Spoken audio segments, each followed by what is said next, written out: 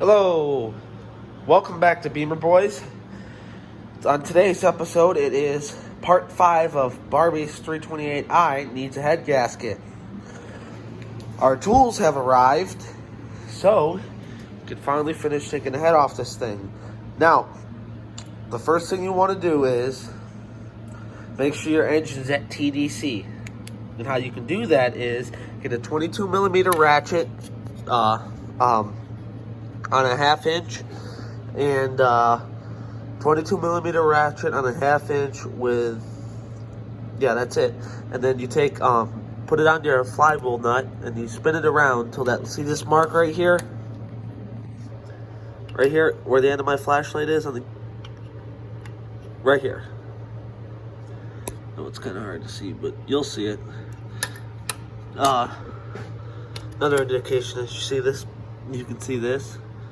Right there, now you can. That mark, okay?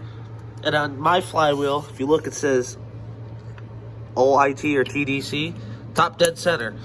Another way you can verify that it is at top dead center is if you look in the back of the cam back here, there are the end of the camshafts aligned, the two holes, so you also know that it's at TDC. Look at a good thing of engineering. In between the head bolts, BMW has put grooves in between the camshaft lobes so you can take that apart. So we will be right back to you with the next step, which actually we can just tell you right now is going to be pulling. We're going to be pulling these the oil feed line for the Vanos, and we are going to be pulling the engine lift bracket and taking these two bolts out here to access the two nuts inside there. Before you start peeling anything off for the Vanos,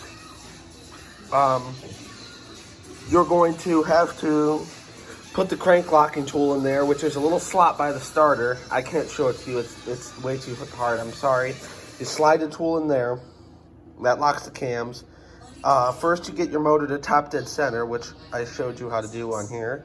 And you slide that in, you put your cam locking tool on the back. You take the tool bolts on top of the tool and slide down to the squares in there and tighten the bolts down, and that holds that. Then you take the smallest, BMW makes a tool for it, but you can also just use a really small Allen wrench. Compress your chain tensioner and stick it in the hole, and that holds your tensioner down so you can got a little bit of loose in your chain.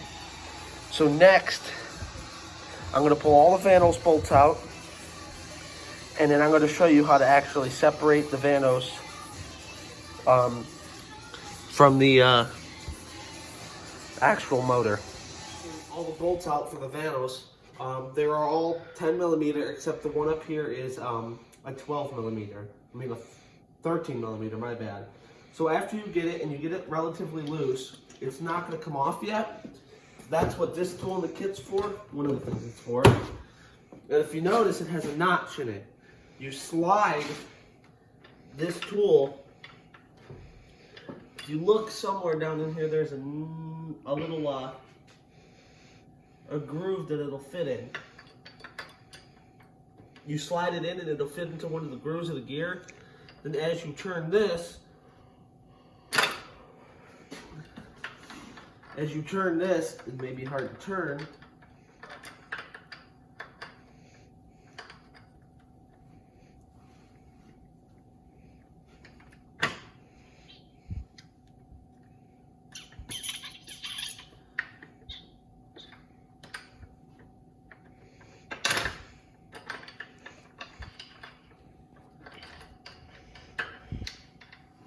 Maybe difficult, but if you want to get in here and try and get a better picture of it.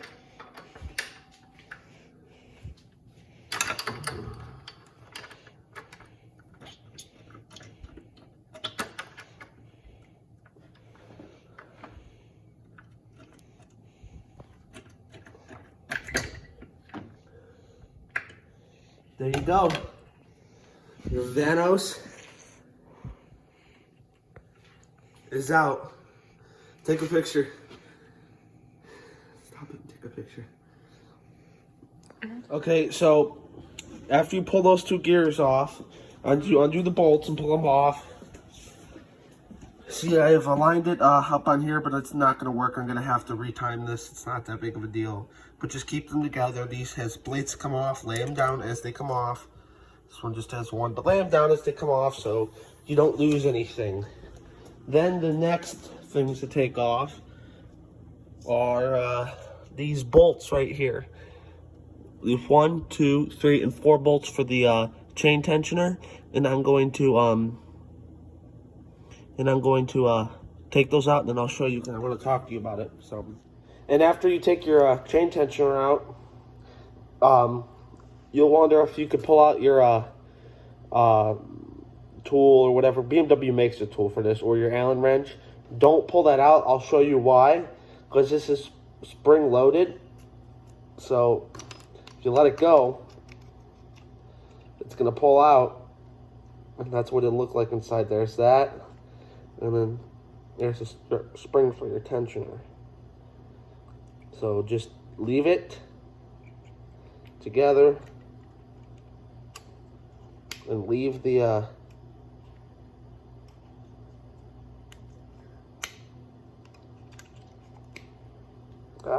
what I do? That's what I did. Put it in backwards. And leave the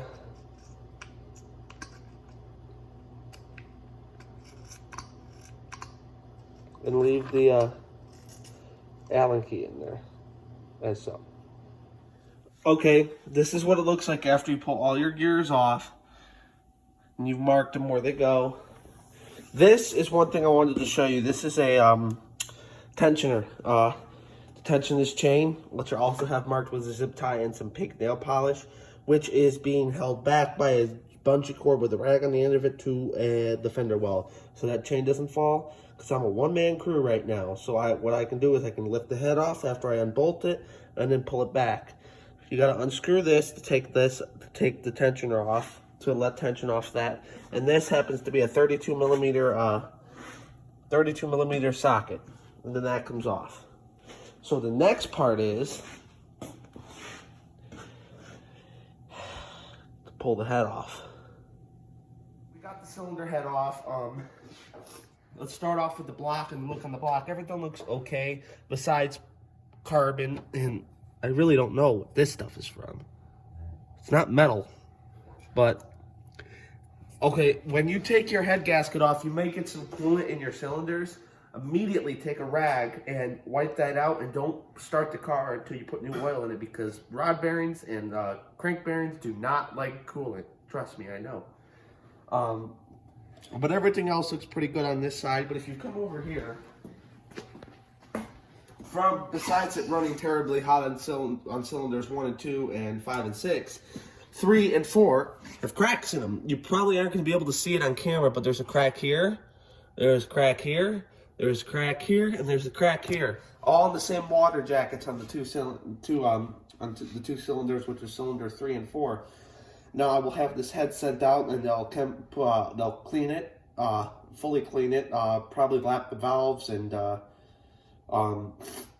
maybe grind the valve seats if necessary, and just clean up the block, and that's basically about it. That's all I can do right now. If I do any other videos where they're cleaning the block, I'll show you how to do that, but that's pretty much it right now. That's how I removed the head from a 1999 328 E36.